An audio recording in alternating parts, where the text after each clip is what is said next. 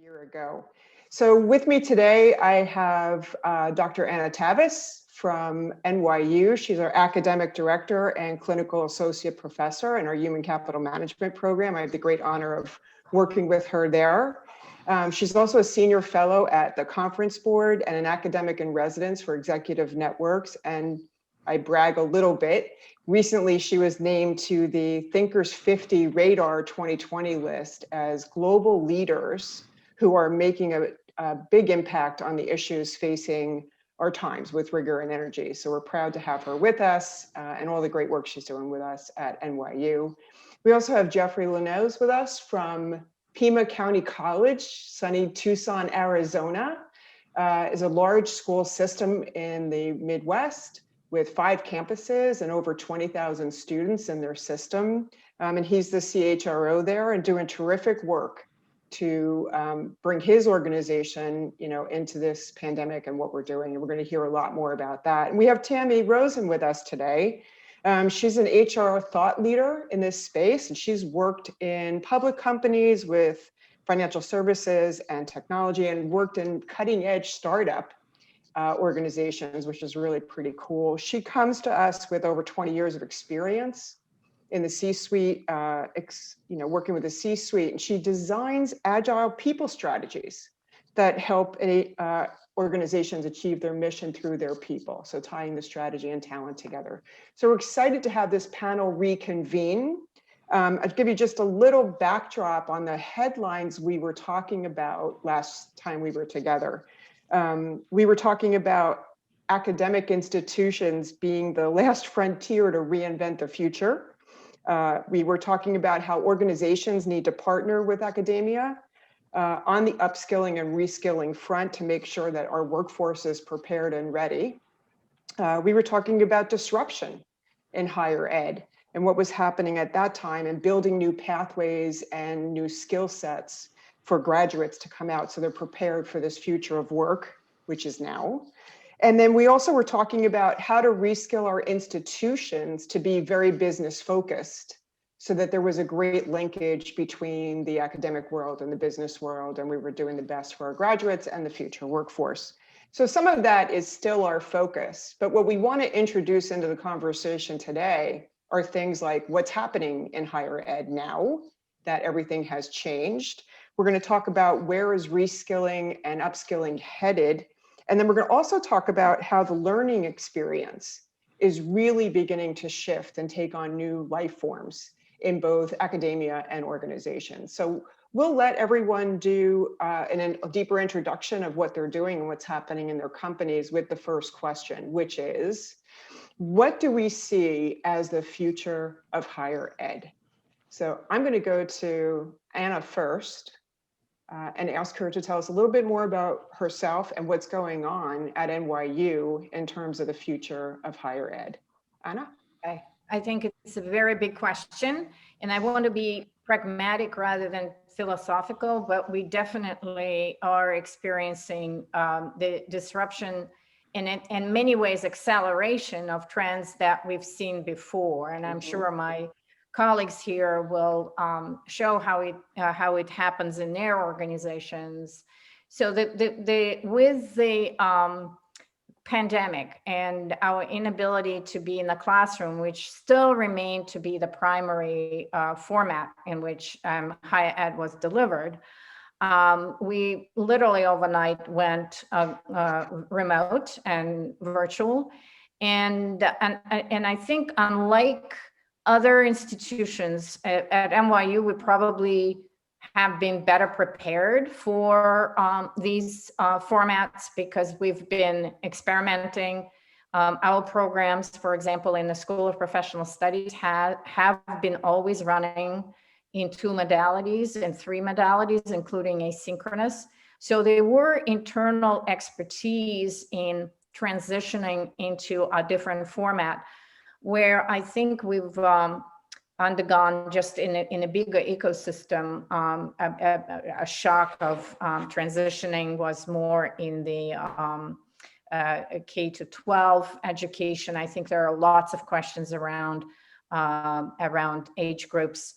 But when it comes to reskilling and upskilling, using these accelerated remote formats is the way of the future. I think we're able to deliver knowledge just in time when it's needed.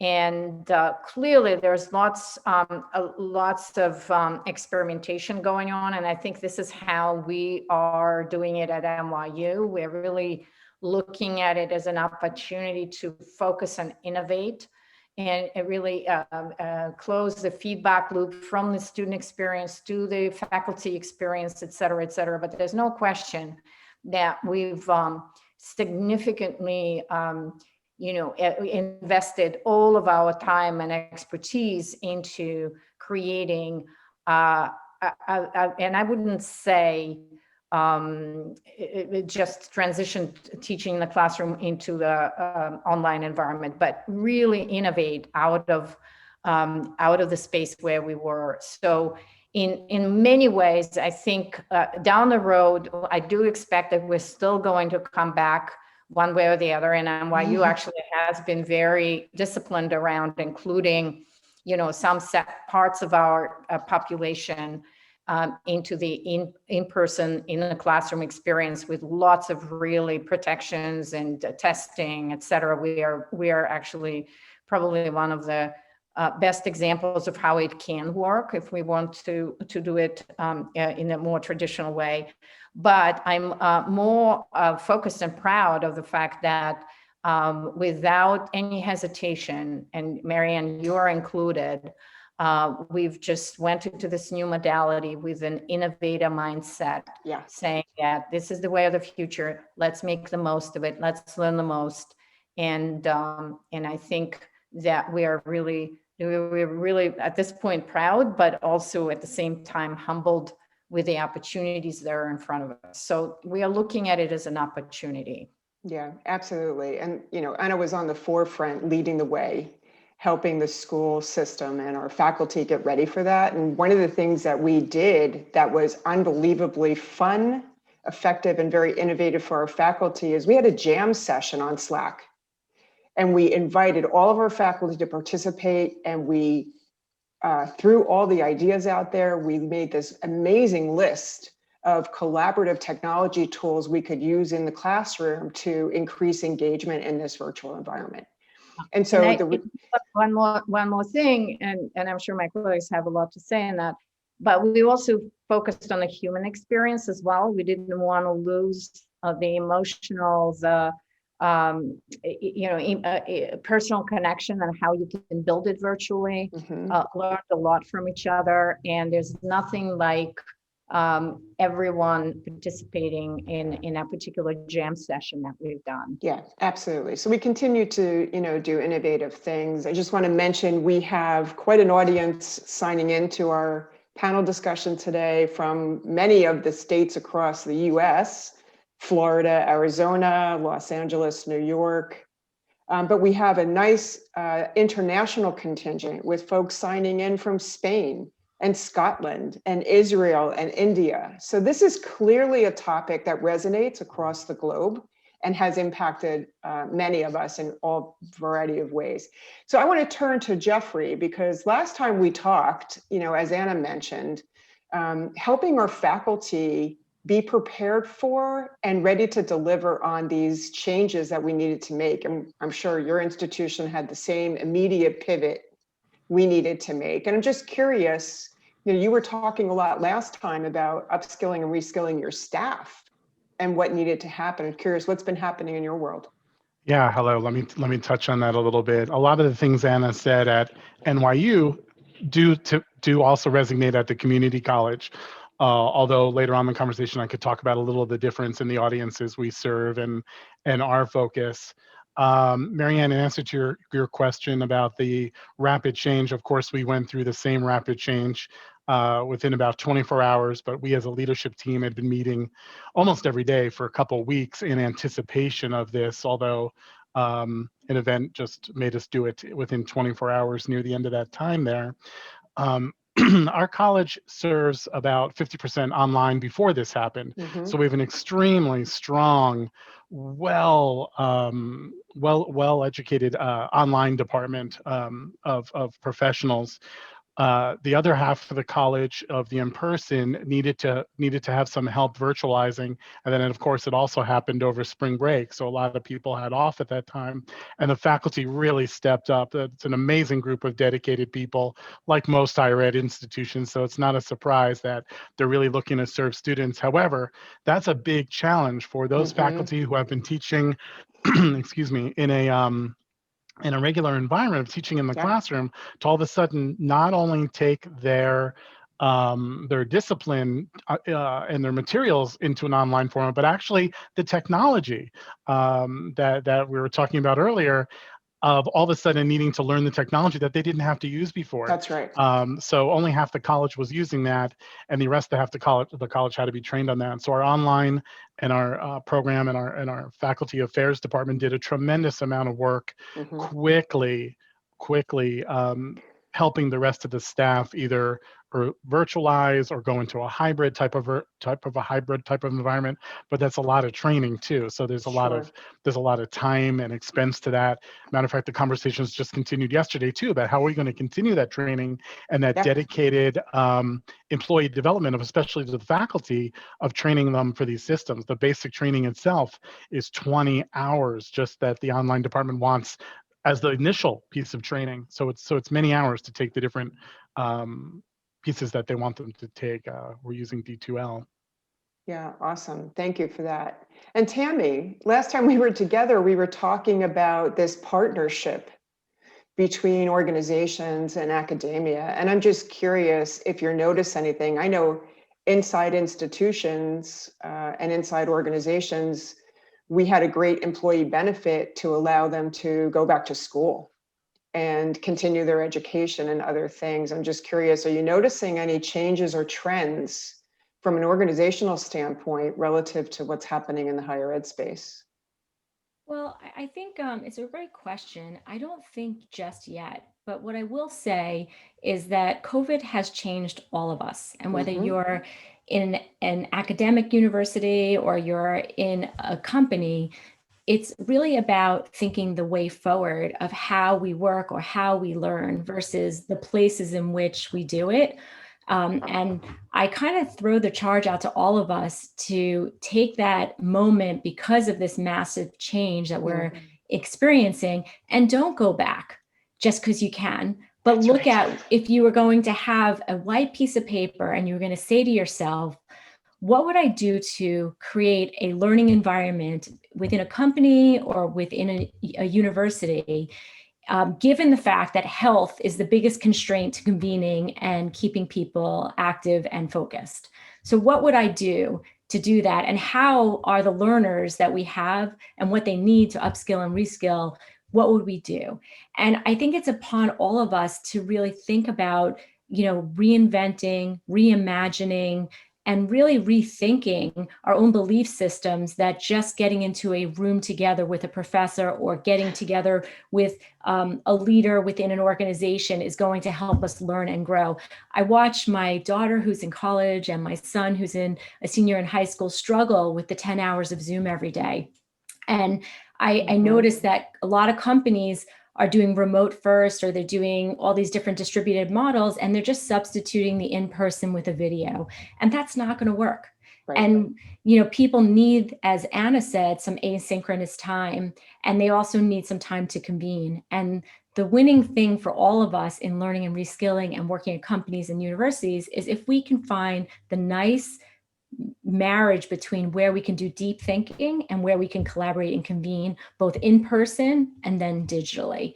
And I think that's going to be the thing to solve for. We can't look back. We have to go forward, and we have to think about that just substituting for video is not going to work for everyone, and everyone learns and kind of learns differently, and we have to look at it differently. And it's really just sort of a mandate to all of us right now, or even a charge to go and try to think about it differently and think about how you can reinvent the learning process. So I'll give you an example.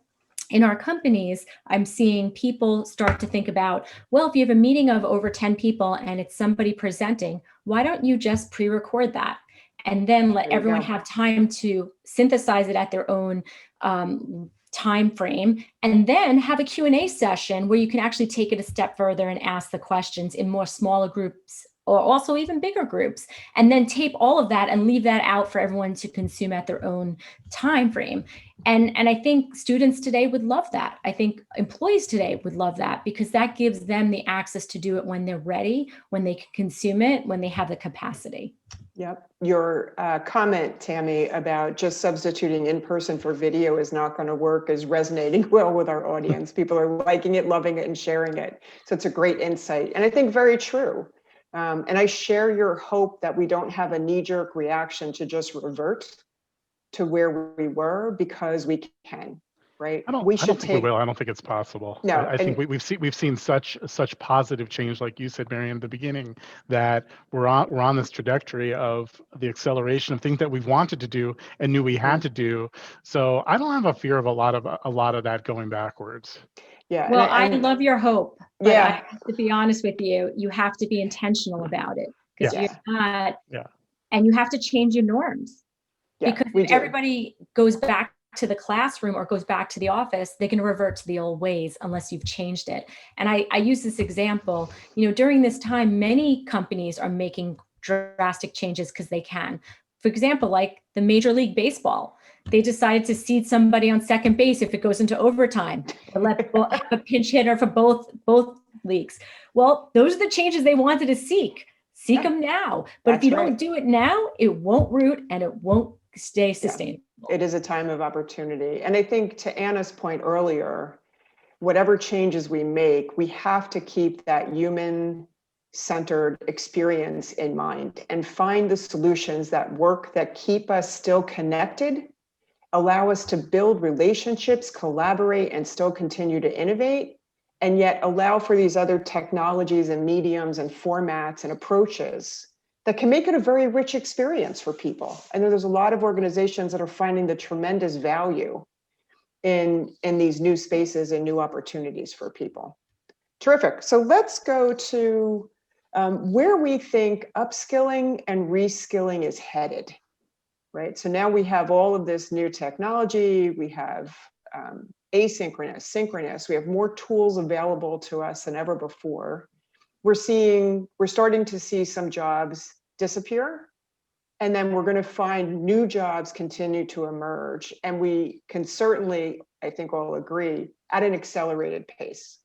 So on top of moving into this largest remote experiment ever, we are adding and continue to add new technology components. More technology disruption is occurring inside our organization. So what do we think that means for upskilling and reskilling? Where does that take us? Anna? Yeah, great question. First of all, I think we need to change gears and look at the unit of measure as not a job, but a skill, right? Excellent. That's why we were talking about upskill, et cetera, reskill. And in that sense, when we're going to be unbundling jobs, we're going to see a lot of valuable skills that are fairly transferable. And that's what workforce planning is about. It's not about looking which jobs are going to go away, but more importantly, what are the elements of those jobs that could be easily transformed and reskilled and applied in other domains and other environments and even in other industries. For example, just to make it clear, when you look at hospitality professionals, so many of those hospitality professionals lost jobs. So looking at the skills involved, actually, there may be an element of there where some of these people could be reskilled into healthcare. Absolutely. Or other areas essential work where this high touch experience that they bring from hospitality will be really critical. So I think if we stop thinking about people in terms of what jobs they've done, but really understanding at a granular level what skills they have. And these are the discussions that we are having in academia, because not only did we measure by jobs, but we measured by degrees. You know, it's like degree was the credential that would get you into, you know, gainful employment. Such a great point. Because you have a degree from a, you know, brand name university, let's say NYU. And at NYU, you know, the good thing about our school that we don't take ourselves for granted, right? We're constantly reinventing ourselves. So what we are thinking now is, how do we break down what our degrees stand for? Obviously, there's a lot of value in higher ed as opposed to just training people on a skill, because you get critical thinking, you get social skills, you get all sorts of benefits from, you know, getting a higher level education. However, what we want to do is to really signal to our students all the way from the curricula that we create, of what kinds of skills they gain. And what I'm seeing now, even our students come to us and say, you know, what are the badges that I'm going to get for just taking this class? And these are students who are in the master's degree program. So they're not just happy with getting an NYU degree. They want us to signal to them what skills they're going to acquire, because they know that that's going to be the investing in those skills, reskilling at the granular level, understanding that a level of precision of what skill is going to be automated, which one is going to be reapplied, and giving people those tools and refocusing our education to that level of precision, as I mentioned, is going to be a much more useful way of training, educating, credentialing professionals going forward. Yeah, that is absolutely beautiful commentary. And so one of the things I love about being in the NYU community is the faculty we have. And so what it reminds me of, Anna, is the work Stella is doing in her company called Reframe Work. And so that's the whole notion of it, is to really examine what is the work, not a job, but what is the work and what are those skills that are required to help you do that work? And of that work and of those skills, what is transferable? What can we combine, repurpose, reimagine into different industries and professions that gives our workforce and our graduates the best chance of success, not just for today, but for the long term? Just final comment, and this is a much more optimistic view. If people get that kind of, you know, X-ray or transcript of what they actually know, they're a lot more empowered to make those transitions by themselves, rather than looking at themselves as an, you know, no longer automated part of the economy. Yeah, and that brings us back to the original question of how does that shape the future of higher ed, right? And I'm curious, Jeffrey, what's happening in your organization in terms of programs you're offering, skill sets you're looking at? What is that shaping up like in Pima? So two things. Adding to what Anna said, I think, you know, something that's critical is the way we are facilitating students to think critically so they can do the learning on their own. Like Tammy said, if something's a lecture, they don't need to be in the classroom anymore. That's not a great use of their time. That's not a great use of the faculty member's time. The faculty member now is more of a facilitator of the learning, of the application, of the critical thinking, of the conversation in the classroom, of those skills that also Anna's talking about that are so transferable to any discipline or any types of career. In answer to your question, Marianne, we also are focused on what is the value to the community, the students and the community on the education of Pima Community College. So we want a reputation to build a little bit differently now in this environment, where we think it's critical that if somebody comes with a degree or certificate from Pima Community College, that it's recognized as having those aspects of the critical thinking, and people know what's behind it. So that's something we're very, very focused on. And then lastly, what you said about program, we've been talking about program review for years. What programs really add value? What programs are worth it to run a business as a higher Yeah. education institution? What programs do we believe we are leaving, selling basically students, right? And then that they're leaving with that are valuable. So we are, I say accelerate in a very big way because we've been talking about this for a long time, and now it just can't wait. Right. So now we're doing a very deep program review. As a matter of fact, this next week we're doing a board study session on it to really educate the board about Awesome. why this is so necessary and why it's so necessary immediately that students are getting something that will help them with their future, that'll lead to meaningful work, that'll lead to transferable skills that Anna's saying.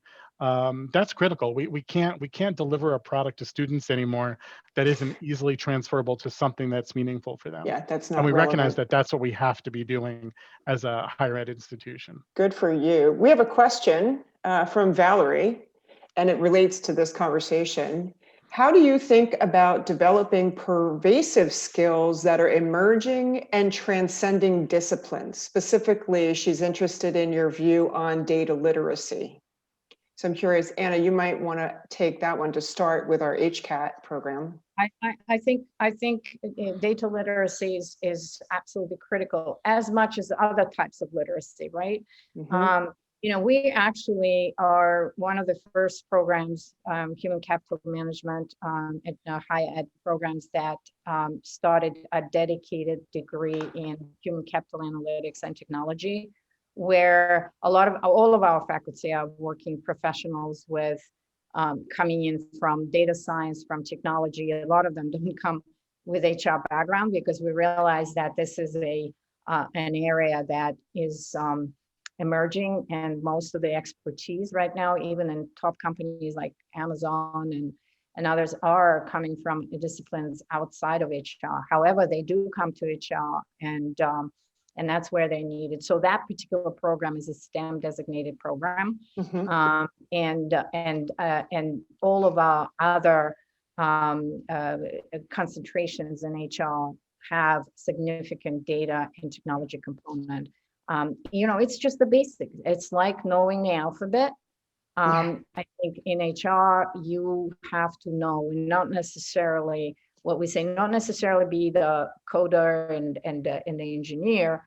However, you have to be a very enlightened, educated consumer of the quantitative information that is going to be pouring out from all of our systems and technologies. Plus, and that will be my last point, plus ethically driven, because I think what differentiates people in our profession from other data-based and engineering-based disciplines, even though they're coming to realization of importance of it, is the ethics. I think this is going to be a huge issue in this century as this technology and data are becoming pervasive. How does the ethical component, privacy, respect for individual rights, because the legislation is so far behind. So how do we overlay it?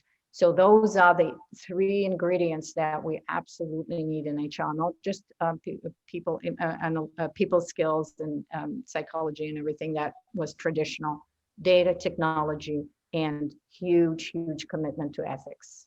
Yeah. Can I jump in on this one? Yeah, please. I'd love to jump in. As an HR practitioner my whole career and leading teams in all different types of companies, I've hired a ton of different HR leaders over the course. And I totally agree with all your comments about what HR leaders need, but I'm going to add a couple more.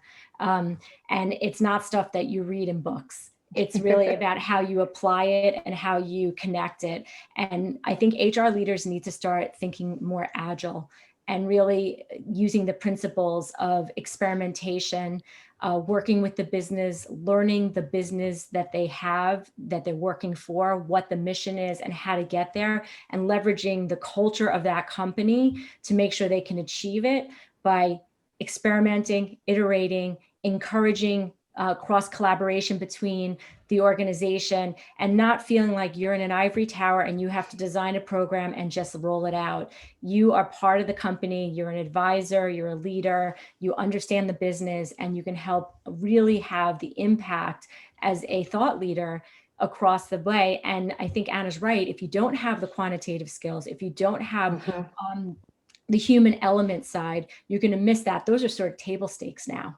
Yeah. The rest is now taking it to the next level of applying it and really taking the knowledge of what is the business trying to do and how do we use our people strategy to power our product and service strategy. And you don't, given what we've learned through COVID, have a product or service strategy without people.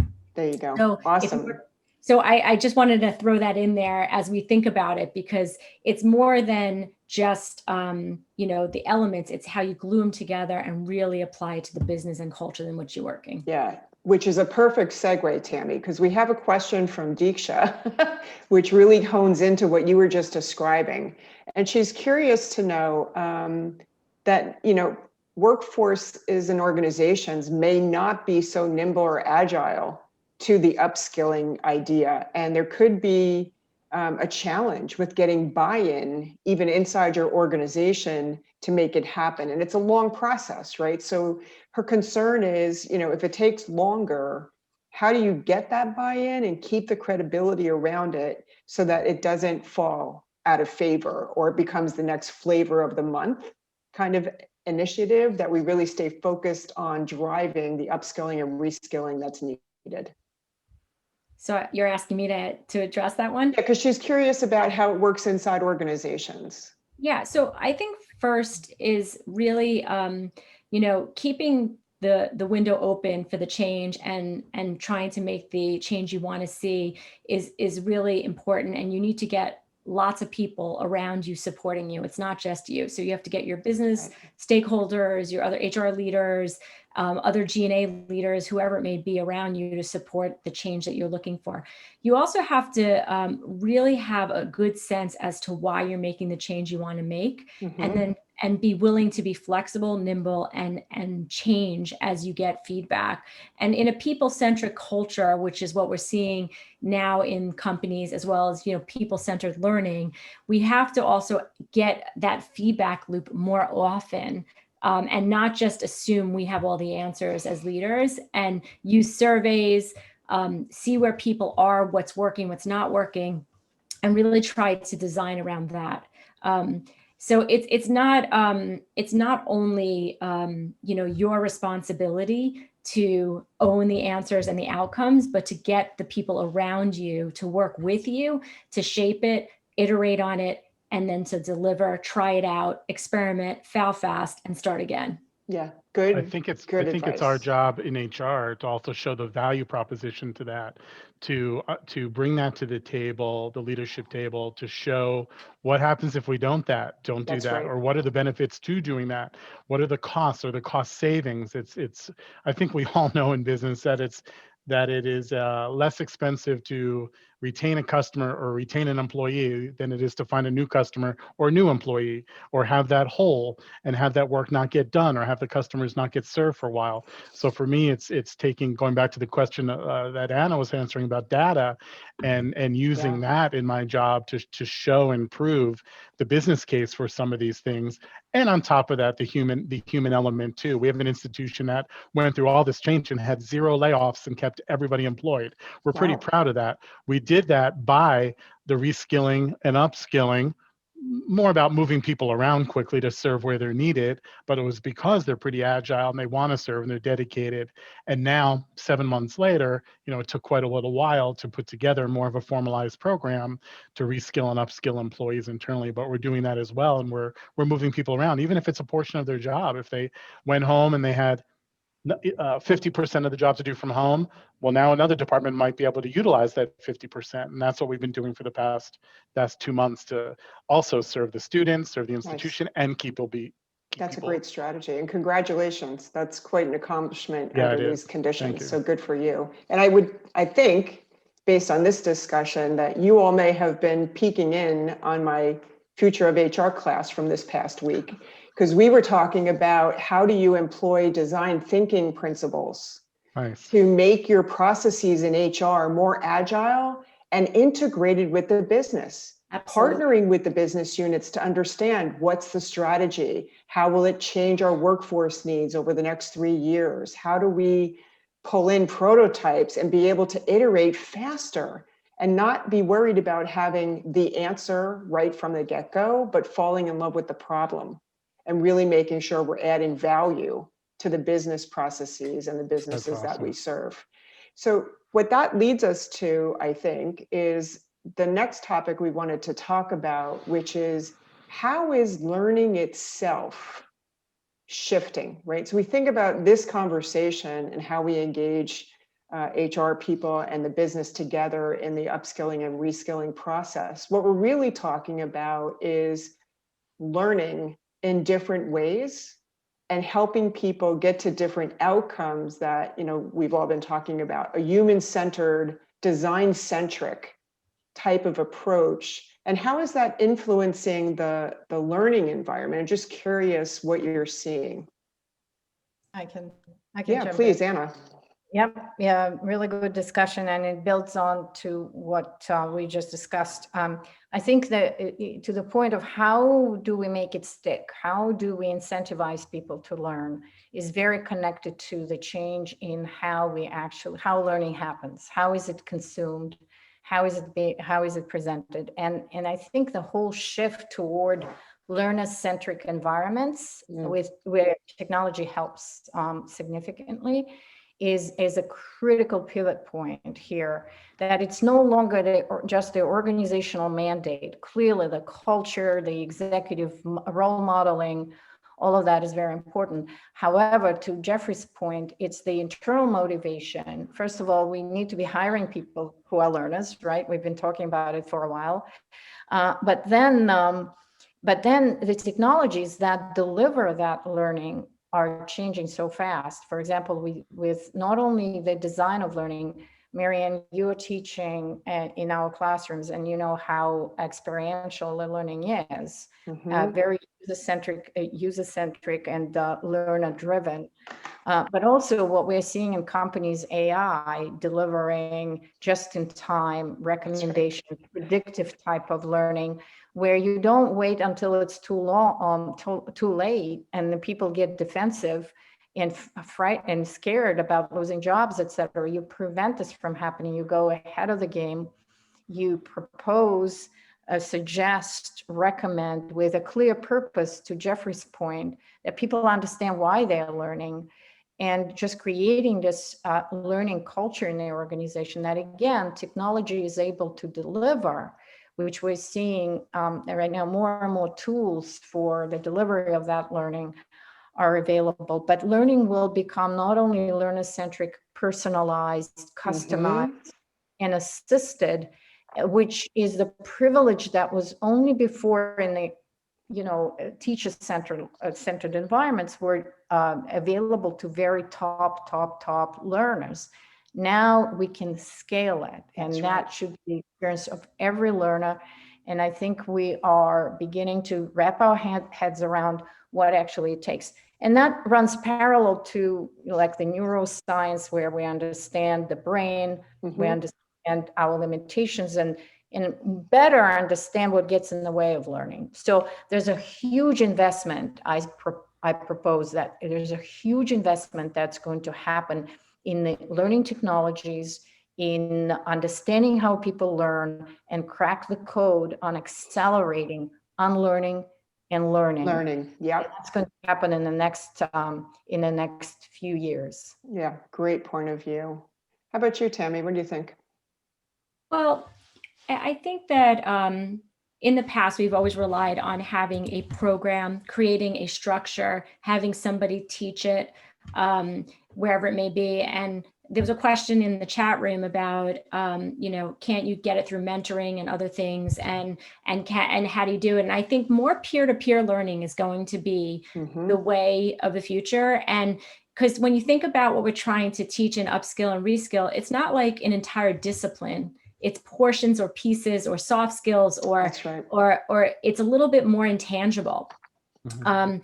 And so we're going to have to think a little differently about how we learn and how we share information more broadly, and not depend on us getting a program, because when we put together the program, it takes a long time.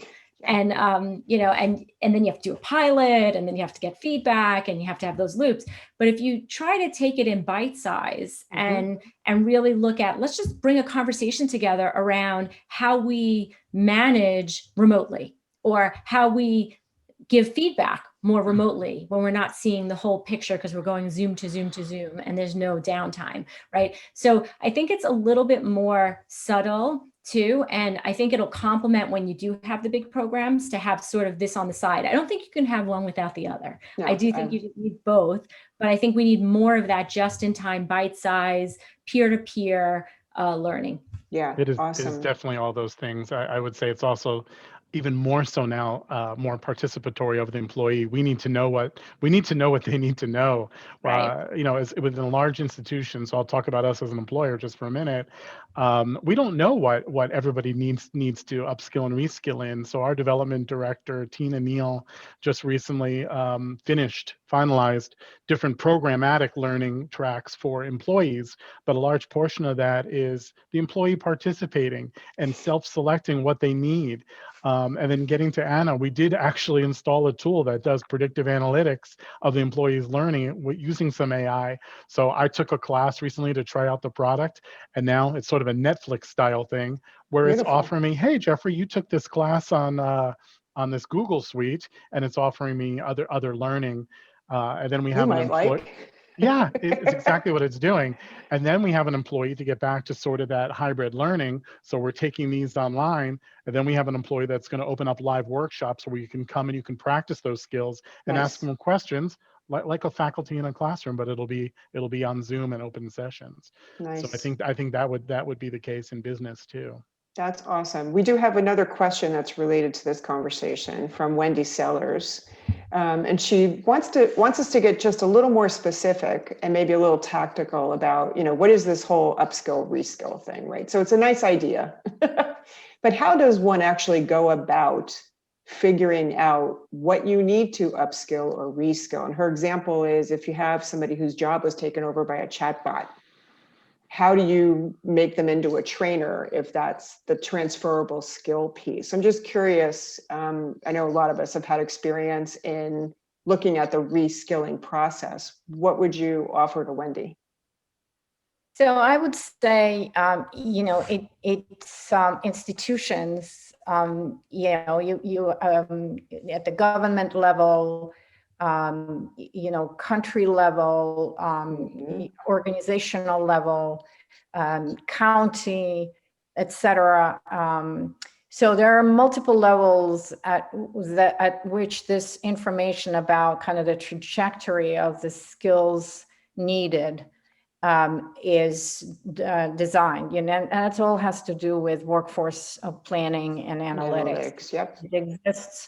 It exists at all of these different levels. So again, what upskilling, reskilling should be grounded and anchored in the strategy with those technologies generating information, data that is predicting not only the speed of change, but also specifically what industries are going to be,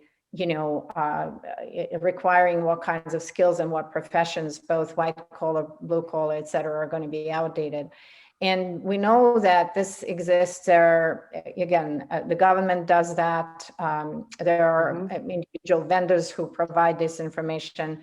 And obviously big organizations have their own people analytics teams. We actually teach these skills in our program, HR analytics program, workforce planning analytics, that provide these more granular maps, basically, of skills transitions at your particular industry level. And then that's the starting point. That's the ground level from which you start building. And then you're building, obviously, identifying specific jobs, specific people, and the learning curricula that are going to be helping these people transition. And obviously it takes resources. And then obviously delivering that information to individuals and clarifying the purpose, why they need to be retraining, et cetera. But it's definitely not ad hoc. It has to be planned. It has to be data driven. And there needs to be a significant investment, both financial and intellectual, into how these programs need to be run. And that's why it is a big, let's say, political agenda for countries into how they're going to future-proof themselves and their working populations going forward. So it's a very interesting area of even HR at this point, working with analytics professionals, the data scientists in this predictive space. It's funny. I had over 10 years ago, I had a CEO laugh at me when I told him we needed to hire data scientists, but that day has come, right? We do have another question related to some of the key points you just made, Anna, which is, when we have countries, organizations going through this reskilling, upskilling at scale on, in large quantities, Oscar Reyes wants to know, how do we deal with psychological safety in this type of an environment to help employees or workers or just people in general understand that, this is really where we're going. This is what's in front of us, and how do we get there? I mean, again, that's a big political decision. We have to make education available to people. We have to make education available. We have to have colleges like Jeffries available in every state, and it's a public-private partnership. I think we need to all get involved in this. It's definitely a partnership, even down to the local level of the college with the business community and the community that needs us, and having these open discussions. And then, like Anna said, colleges like ours showing what these things are and delivering programs. Even in this time, we're still building $65 million worth of physical space to serve industries that are what you used to call blue collar, but maybe now they're gray collar, because they are technical. So we're building a beautiful state-of-the-art automotive center that now teaches the business like Tammy was in. We're going to be teaching them about automated vehicles and hybrid vehicles and electric cars. It's not the same old automotive shop anymore. No. So it's sort of like Anna said, about industry and countries moving, and then folks like us showing the dedication and the application of that learning, and then providing it, like the place to come and get it. I want to jump in here, because it sounds like we're all this is great, and if I'm sitting here listening and I'm an employee who's getting my role is going away, or like the company's shifting into a different way, how do I take control of this, and how do I figure out what I can do? And I would just toss out there the idea that as we move into the future, there isn't going to be like a job description that everyone has all those skills. And it's a great opportunity now for people to start taking inventory of what they're good at, what they love doing, where they've made impact, and then really trying to see how they can think about that in a different way in the new, in the new way of working, and see how they're starting to network. And I know, Marianne, you mentioned this earlier, but networking and relationships are so key to this, because someone has to be willing to give you the shot for the potential that you're going to bring to the equation. So build that network, then leverage schools like Jeffries and Anna to like really round you out on the skills you need.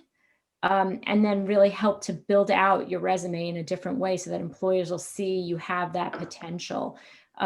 There's also a number of new startups that are out there. One, I can't remember the name off the top of hand, but you go on and you can actually do like a session where you're doing the job for a period of 6 weeks, almost like a coding competition, but it's not. It's for all different types of jobs at different companies. Nice.